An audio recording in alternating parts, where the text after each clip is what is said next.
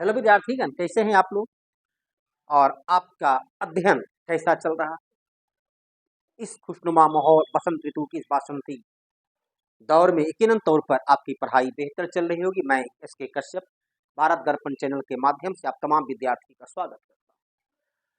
जैसा कि ज्ञात है, आपके स्क्रीन बोर्ड पर दिख रहा है, स्क्रीन तो नहीं चलिए बोर्ड पर दिख रहा है का आर्थिक नियोजन अर्थात योजना आयोग, नीति आयोग इत्यादि के बारे में चर्चा करेंगे। और विद्यार्थीगण, यदि आपको पिछले जो भी वीडियो मैंने उपलब्ध कराया उसमें किसी प्रकार का कोई प्रॉब्लम, कोई कन्फ्यूजन, कोई समस्या, कोई डाउट हो तो आप कमेंट में लिखें। मैं यकीनन तौर पर आपकी समस्या का समाधान सरल तार्किक रूप से करूंगा। तो हम लोग आर्थिक नियोजन पढ़ेंगे और इसके पहले यदि आपने सब्सक्राइब नहीं किया है तो इसे सब्सक्राइब कर दें, शेयर कर दें और पढ़ने के बाद यदि बेहतर लगे तो लाइक कर दें। तो आर्थिक नियोजन समवर्ती सूची का विषय, करेंट लिस्ट में ये इसे शामिल किया रखा गया है, अर्थात इस पर केंद्र सरकार और राज्य सरकार, संसद और विधानमंडल दोनों विधि का निर्माण कर सकता है, कानून का निर्माण कर सकता है। आर्थिक नियोजन रूस की आर्थिक व्यवस्था से, रूस की आर्थिक नियोजन से प्रभावित है। आर्थिक नियोजन रूस में 1929 में 1924 में वहां बनाई गई थी न्यू इकोनॉमिक पॉलिसी, और उसके आधार पर वहां जो योजना का निर्माण किया गया। और 1929 में जब पूरे विश्व में आर्थिक मंदी आई, लेकिन उस मंदी से रूस पर प्रभाव नहीं पड़ा, रूस अप्रभावित रहा। उससे प्रभावित होकर भारत में भी आर्थिक नियोजन की विचार प्रस्फुटित हुआ। सबसे पहली बार भारत में, यहाँ पर देखिए 1934 में सर विश्वेश्वरैया एक अभियंता, एक इंजीनियर थे और इनका बिहार से भी काफी लगाव रहा। आपका बिहार में गंगा का जो पहला पुल है मोकामा हाथीदह में, सिमरिया में, उस पुल का मुख्य इंजीनियर यही सर विश्वेश्वरैया। पटना सचिवालय में भी एक सचिवालय का भवन विश्वेश्वरैया भवन के नाम से जुबेली रोड पर अवस्थित है, वो बना हुआ है। तो सर विश्वेश्वरैया ने 1934 में the planned economy of India नामक पुस्तक में इन्होंने पहली बार यह विचार प्रस्तुत किया कि देश का तीव्र आर्थिक और औद्योगिक इंडस्ट्रियल डेवलपमेंट के लिए 10-10 वर्षों की योजना होनी चाहिए। लेकिन अंग्रेजों ने इस पर कोई ध्यान नहीं दिया। ठीक 4 वर्ष के बाद 1938 में जब कांग्रेस के अध्यक्ष सुभाष चंद्र बोस थे, तो इन्होंने जवाहरलाल नेहरू के नेतृत्व में, जो स्वयं जवाहरलाल नेहरू समाजवादी विचारधारा से काफी प्रभावित थे, तो जवाहरलाल नेहरू के नेतृत्व उन्होंने एक योजना कमेटी का गठन किया। और इस कमेटी ने भी सर विश्वेश्वरैया के रिपोर्ट को आधार बनाकर इन्होंने अपना रिपोर्ट दिया कि भारत में तीव्र औद्योगिक विकास के लिए 10-10 वर्षों की योजना होनी चाहिए और कृषि क्षेत्र में जो सरप्लस अतिरिक्त श्रमिक है उसे उद्योग में ट्रांसफर कर देना चाहिए, उद्योग में उसे हस्तांतरित कर देनी चाहिए। याद कीजिए, मैंने विगत वीडियो बतलाया था कि भारत की अर्थव्यवस्था में जो अमीरी और गरीबी का फासला है उसका मूल कारण कृषि का विकास नहीं होना। कृषि क्षेत्र में 53.7% लोग काम करते हैं और इनकम होती है 17%। मैंने आपको वीडियो में बतलाया था कि विकास के लिए अमीरी और गरीबी के अंतर को कम करने के लिए संविधान के अनुच्छेद 39 को यथार्थ में लाने के लिए कृषि क्षेत्र में अतिरिक्त श्रमिक का जो बोझ है, जो बर्डन है, उसको कम करना होगा। ये विचार जवाहरलाल नेहरू ने 1938 में दिया। उसके पश्चात 1944 में श्रीमन नारायण ने जन योजना के नाम, श्रीमन नारायण ने गांधीवादी योजना के नाम से, जो ट्रस्टीशिप पर आधारित था, न्यास सिस्टम पर आधारित था, उन्होंने एक योजना का प्रारूप प्रस्तुत किया। 1944 में बम्बई के 8 उद्योगपतियों में, जिसमें जमशेदजी टाटा भी शामिल थे, कांग्रेस के संस्थापक सदस्य फिरोज शाह मेहता, जो उस वक्त अभिदम युवावस्था में थे, वो भी शामिल थे। इन 8 उद्योगपतियों ने 15 सूत्री योजना को प्रस्तुत किया कि अमुक अमुक विषय पर विचार हो और देश का इंडस्ट्रियल डेवलपमेंट के लिए इस योजना पर विचार किया जाए। तो बॉम्बे प्लान के नाम से उन्होंने योजना को प्रस्तुत किया। सॉरी फिरोज शाह मेहता तो उस वक्त मर चुके थे। फिरोज शाह कौन थे? ये जमशेदजी टाटा और फिरोज शाह मेहता से जुड़े हुए उनके उत्तराधिकारी, नाम अभी ध्यान नहीं आ रहा है, वो उसमें शामिल थे। उसके बाद एम एन राय ने 1945 एम एन राय ने 1945 में जन योजना के नाम से एक योजना को प्रस्तुत किए। एम एन राय साम्यवादी विचारधारा के भारत के सबसे प्रभावी नेता में से एक थे। इन्होंने ही 1920 में ताशकंद में, अभी का उज्बेकिस्तान में, कम्युनिस्ट पार्टी का गठन किया और पुनः भारत आकर 1925 में कानपुर में इन्होंने ही कम्युनिस्ट पार्टी की स्थापना की। भारतीय कम्युनिस्ट पार्टी की स्थापना एम एन राय के द्वारा किया गया। एम एन राय ने ही पहली बार 1934 में भारत के लिए संविधान सभा का गठन किए जाने की मांग किया और एम एन राय ने ही जन योजना के नाम से एक योजना को 1945 में प्रस्तुत किया। 1950 में जयप्रकाश नारायण सर्वोदय, ये जो सर्वोदय शब्द का प्रथम प्रयोग महात्मा गांधी ने किया था अनटू दी लास्ट किताब जो है उससे प्रभावित होकर, जॉन रस्किन की पुस्तक से प्रभावित होकर उन्होंने सर्वोदय का विचार दिया था। लेकिन सर्वोदय योजना 1950 में जयप्रकाश नारायण के द्वारा प्रस्तुत किया गया और जो जवाहरलाल नेहरू थे वो स्वयं रूस की समाजवादी व्यवस्था से काफी प्रभावित थे और वो रूस की आर्थिक नियोजन को भारत में लागू करने के प्रबल समर्थक थे। उन्होंने केसी नियोगी के नेतृत्व में एक कार्यबल गठन किया और केसी नियोगी आयोग के सिफारिश पर 15 मार्च 1950 को योजना आयोग का गठन किया गया, जो एक गैर संवैधानिक संगठन। तो 15 मार्च 1950 को योजना आयोग का गठन जवाहरलाल नेहरू के मंत्रिमंडलीय आदेश। पॉलिटिकल साइंस में चलिए किसी में वीडियो हम बताएंगे कि संवैधानिक, गैर संवैधानिक, असंवैधानिक और सांविधिक, ये चार शब्द में क्या अंतर होता है, उसकी चर्चा किसी अन्य दिन। लेकिन फिलहाल यहाँ देखना है कि योजना आयोग, नीति आयोग, इसके अलावा राष्ट्रीय विकास परिषद, कर्मचारी चयन आयोग, राष्ट्रीय एकता परिषद, ये संस्था जो है वह संस्था कैसी संस्था है? वह गैर संवैधानिक संगठन है जिसका संसद ने गठन नहीं किया, जिसका संविधान में उल्लेख नहीं है, लेकिन मंत्रिमंडलीय आदेश से उसका गठन किया जाता है और पूर्णतः विधि वैधानिक संस्था की तरह काम करता है। अब सोचिए कि योजना आयोग एक गैर संवैधानिक संगठन, गैर संवैधानिक संगठन होते हुए भी योजना आयोग संवैधानिक संस्था वित्त आयोग, ये आपका एसएस में पूछा हुआ क्वेश्चन, योजना आयोग संवैधानिक संस्था वित्त आयोग के समान काम करता है। वित्त आयोग के सिफारिश पर, आप उल्टी में पढ़े होंगे, अनुच्छेद 280 के आधार पर वित्त आयोग का गठन राष्ट्रपति करते हैं, जिसका कार्यकाल 5 वर्ष का होता है और वित्त आयोग के सिफारिश से केंद्रीय कर राजस्व और केंद्रीय राजस्व में से राज्य को विकासात्मक डेवलपमेंट कार्य के लिए खर्च करने के लिए पैसा दिया जाता है। तो जो काम वित्त आयोग करता है वही काम योजना आयोग करता है। योजना का निर्माण करते हुए योजना में जो खर्च होगा उस खर्च के लिए राज्य को कितना धन देना है उसकी सिफारिश करता था। तो गैर संवैधानिक संस्था होते हुए भी योजना आयोग वित्त आयोग की तरह कार्य करता था। योजना आयोग की शिकायत करते हुए, आलोचना करते हुए उसे सुपर कैबिनेट का भी दर्जा दिया जाता था कि सुपर कैबिनेट की तरह काम करता है। तो योजना आयोग गैर संवैधानिक संस्था होते हुए उसे सुपर कैबिनेट की तरह काम किया।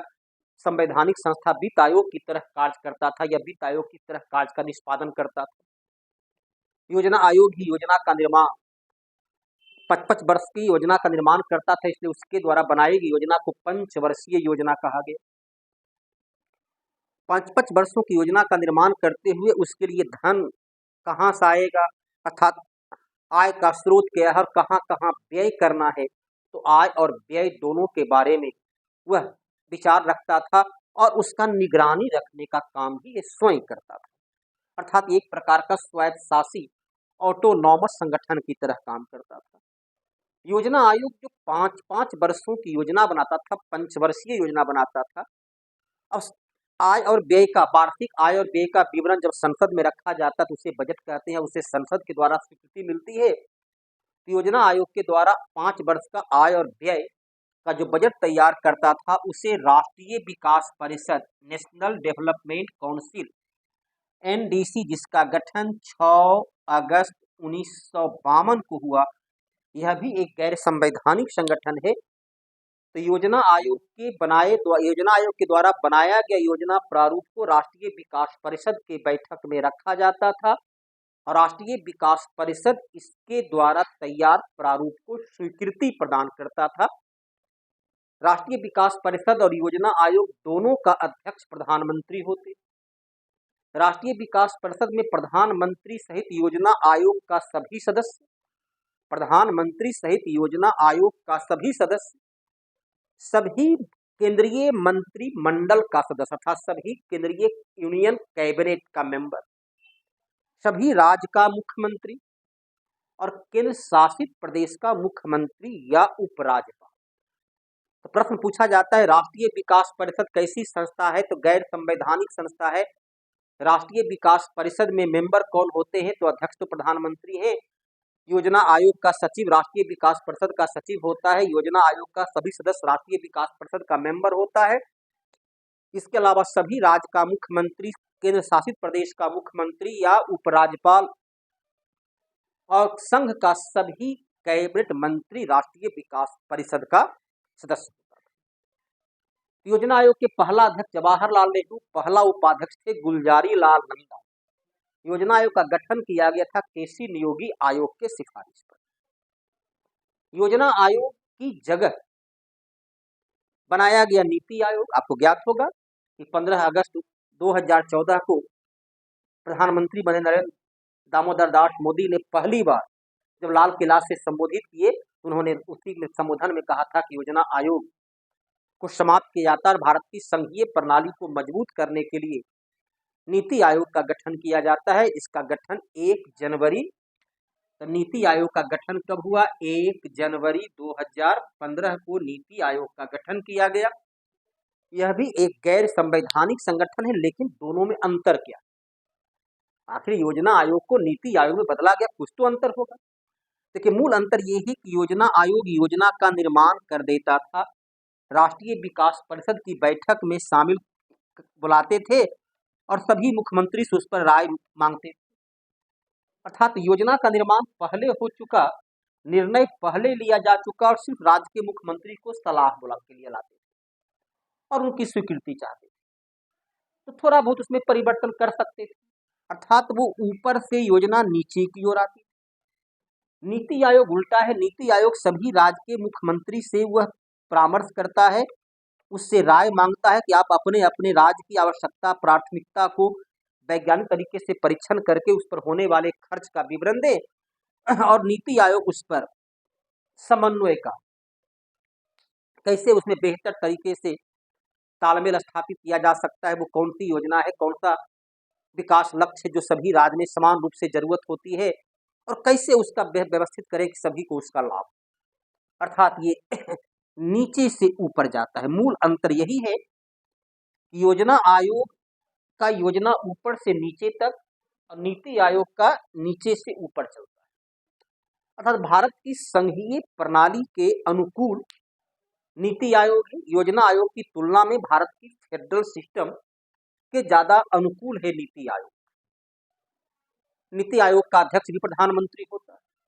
योजना आयोग और नीति आयोग दोनों का पदेन अध्यक्ष प्रधानमंत्री होते हैं। नंबर 1, योजना आयोग और नीति आयोग के दोनों के उपाध्यक्ष को प्रधानमंत्री नियुक्त करते हैं और दोनों को यूनियन कैबिनेट मंत्री का, संघ के मंत्री कैबिनेट मंत्री का दर्जा प्राप्त होता है।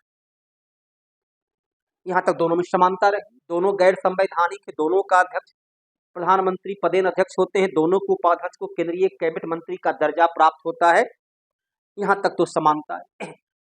योजना आयोग की योजना प्रारूप को राष्ट्रीय विकास परिषद मंजूरी देता है, जबकि नीति आयोग के प्रारूप को एक बनाया गया नीति आयोग की शासी परिषद, इसमें भी प्रधानमंत्री अध्यक्ष होते हैं, सभी राज्य का मुख्यमंत्री और केंद्र शासित प्रदेश का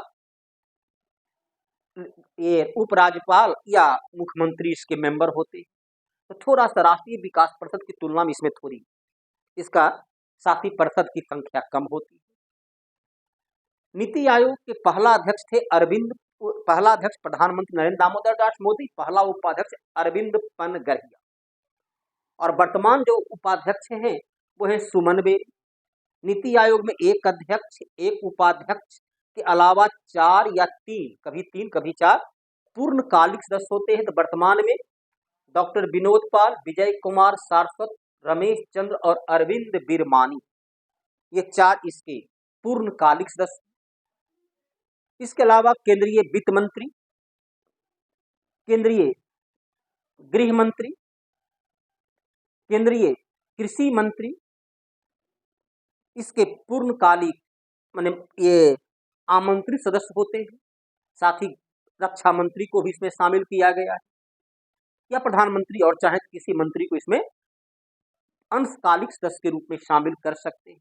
नीति आयोग का चीफ एग्जीक्यूटिव ऑफिसर जो बनाए गए हैं तो वो कौन है? नीति आयोग के चीफ ये है बीवी सुब्रमण्यम। नीति आयोग के जो सीईओ हैं वो है सुब्रमण्यम, तभी का जो वर्तमान में यही।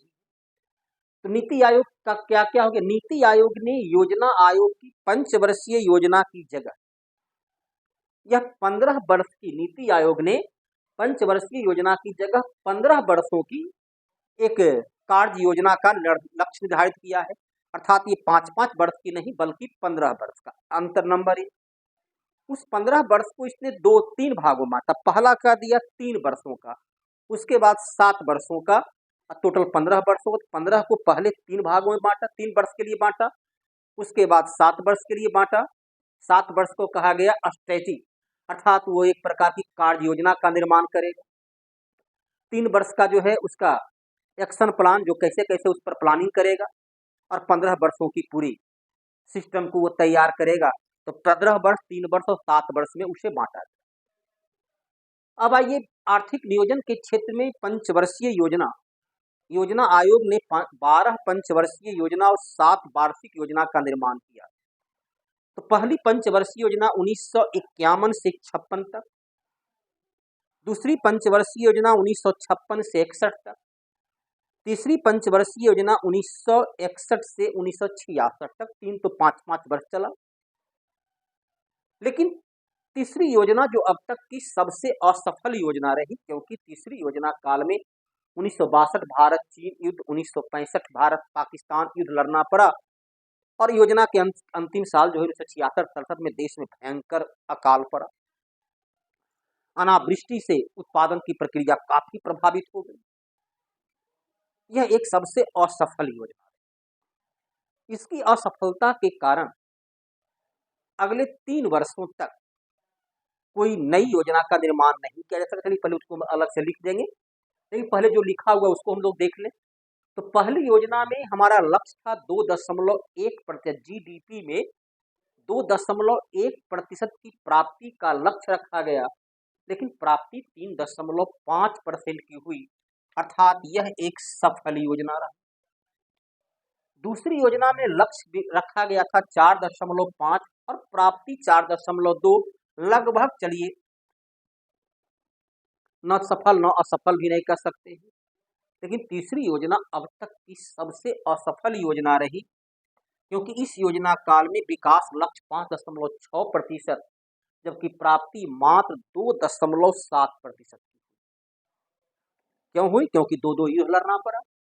इसकी असफलता के पश्चात अगले 3 वर्ष 1966, 67, 67, 68, 68, 69 3 वर्ष तक योजना का निर्माण नहीं किया जा सका, और 3 वर्ष की वार्षिक योजना बनी। उसी वार्षिक योजना को योजना अवकाश के नाम से जानते हैं, और उस काल में हमारा विकास रहा 3.9% की दर। उसके बाद चौथी योजना बनाया गया, यह भी एक असफल योजना रहा, क्योंकि पहली बार चौथी योजना के काल में 1969 से 74 तक बनाया गया। पूरे अंतरराष्ट्रीय स्तर पर पेट्रोलियम संकट का सामना करना पड़ा। भारत में भी पेट्रोल उत्पाद कम होता है, तो भारत भी उस संकट का सामना किया, और उस पेट्रोलियम संकट 1970-71 में बीपीएससी का पूछा हुआ क्वेश्चन है कि पहली बार भारत ने पेट्रोलियम संकट का सामना कब किया। 1970-71 के पेट्रोलियम संकट के कारण चौथी योजना भी असफल रही, और विकास लक्ष्य 5.7 की तुलना में 3.2%। पांचवी योजना को सफल योजना कर सकते हैं क्योंकि इसमें लक्ष्य 4.4 था जबकि प्राप्ति 4.7% का रहा। यह एक सफल योजना था और इस योजना में पहली बार स्थायित्व के साथ विकास एवं आत्मनिर्भरता की प्राप्ति को लक्ष्य रखा गया।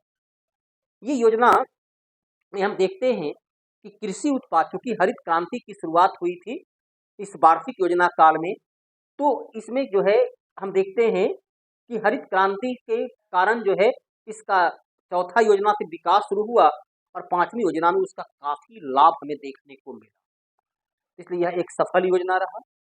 छठी योजना 5.2% विकास लक्ष्य रखा गया, प्राप्ति 5.5% की हुई। चलिए न सफल न असफल की बात इसे कर सकते हैं। सातवीं योजना में यहाँ पर देखिए यहीं से जो अभी शासक अभी भी चलिए बराबर देखिए कांग्रेस आरोप लगाता है मैं बीजेपी डाटा के साथ काफी खिलवाड़ करते हैं। होता क्या है कि विद्यार्थी ये खिलवाड़ सदैव होता रहा है क्योंकि पूर्व की क्या था उसकी सही नॉलेज नहीं होने के कारण बड़े आसानी से हम लोगों को जो है सो बेवकूफ बनाया जाता है। अब देखिए यहाँ पर जब छठी योजना में विकास दर 5.5% की प्राप्ति हो चुकी तो भी यहाँ पर सातवीं योजना में लक्ष्य 5% रखा गया और प्राप्ति 5.6% की हुई। 5.5 पिछला हुआ था, बहुत ज्यादा सफल नहीं रहा लेकिन लक्ष्य को कम रखा गया और इसे दिखलाया कि हमारे काल में देखिए हम लक्ष्य से अधिक अर्थात हमारा विकास काफी बेहतर है।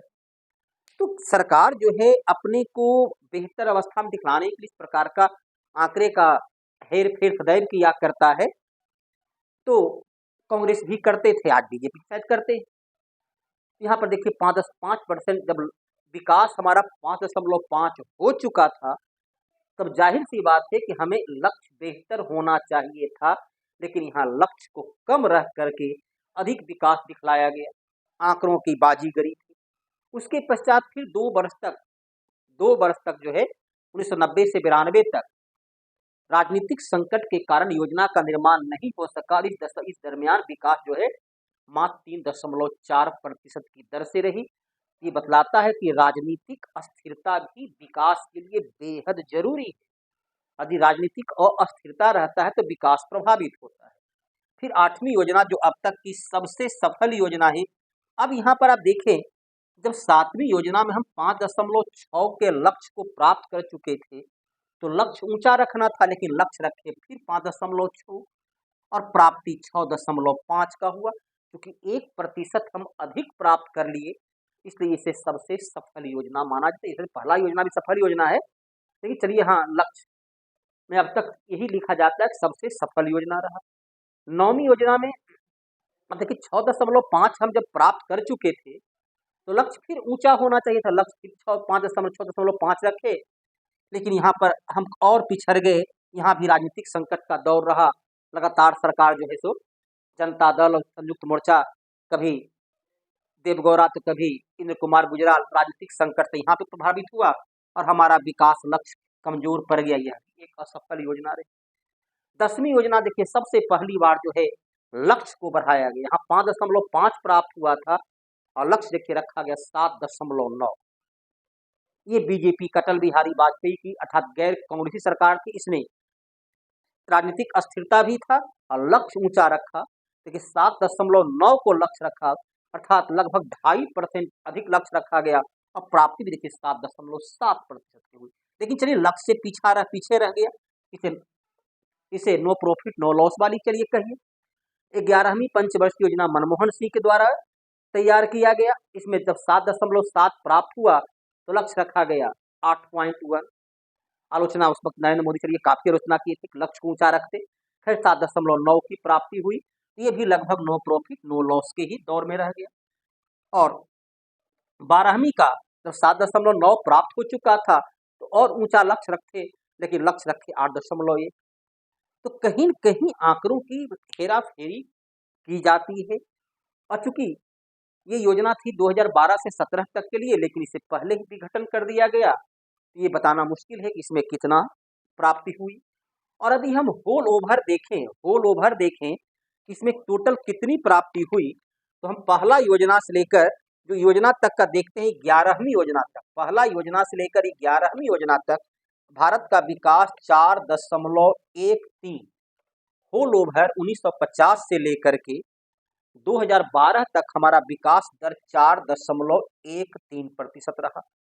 और याद कीजिए, मैंने बतलाया था कि प्राथमिक क्षेत्र, द्वितीयक क्षेत्र और तृतीयक क्षेत्र, प्राइमरी सेक्टर, सेकेंडरी सेक्टर और टर्सरी सेक्टर, यदि तीनों को हम अलग अलग, तीनों का आंकड़ा को यदि हम अलग अलग करके लेकर चलें कि तीनों का हमारा आंकड़ा क्या क्या रहा, तो प्राथमिक क्षेत्र में 1951 से लेकर के 2012 तक जो विकास हुआ वह मात्र 2.58%। यहीं से देखिए गरीबी का मूल आधार यही, एवरेज विकास जो है, जहां सबसे अधिक लोग काम कर रहे हैं, सबसे अधिक लोग रोजगार प्राप्त कर रहे हैं, लेकिन यहाँ प्राप्ति क्या होती है 2.58।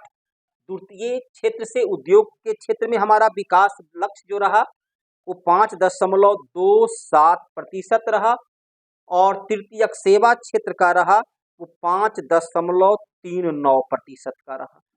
तो होल ओवर यदि हम देखें तो हमारा विकास ये रहा पहली से लेकर 11वीं योजना काल तक, एवरेज तौर पर टोटल 4.13%। और भारत में जब 80 के दशक में तक में तो कुछ इधर 7.9 तो बढ़ा। यहाँ पर हम देखते हैं जो लगातार कांग्रेस की सत्ता होने के बाद, पूर्ण बहुमत की सत्ता होने के बाद भी विकास दर काफी कम रहा। भारत के साथ ही आजाद हुआ दक्षिण कोरिया, चलिए ताइवान 1949 में चलिए अलग हुआ था, तो ताइवान, सिंगापुर 45 में विश्व युद्ध के बाद बर्बाद हुए जापान, इस सबने तीव्र गति से विकास किया, जबकि इन लोगों के पास आर्थिक संसाधन और मानवीय संसाधन दोनों भारत से कम था। तो भारत में जब विकास कम हुआ, उस विकास को कम राजनीतिक नेतृत्व के अभाव में, राजनीतिक इच्छा शक्ति के अभाव में विकास कम रहा, लेकिन वहां दिखलाया गया, उसे बोला गया हिंदू वृद्धि दर। आपने सुना होगा, क्वेश्चन के रूप में पढ़ा होगा, प्रोफेसर राजकृष्ण ने का दिया हुआ हिंदू वृद्धि दर की भारत का विकास 50 से 80 के दशक में मात्र 3%, 3.5% की दर से हुई। उसका कारण ये था कि हिंदू लोग आलसी होते हैं, भाग्यवादी होते हैं, भगवान जो दिए उससे खुश रहते हैं, इसके कारण हमारा विकास नहीं हो सका। एक तरफ धर्मनिरपेक्षता की दुहाई देते रहते हैं और दूसरी तरफ जब विकास कम हुआ तो उसे हिंदूवाद, हिंदू वृद्धि दर के नाम से संबोधित किया गया। तो ये राजनीतिक तौर पर देश में इस प्रकार के ड्रामेबाजी सदैव चलता रहा है। ये था आपका अब तक की योजना और उससे जुड़ा हुआ पहली योजना से लेकर के 12वीं योजना तक के काल का विकास का मुख्य लक्ष्य। और नीति आयोग के द्वारा जो बनाया गया, तो नीति आयोग के द्वारा पहला जो बनाया गया 15 वर्ष का दृष्टिकोण, इसमें देखिए क्या क्या है।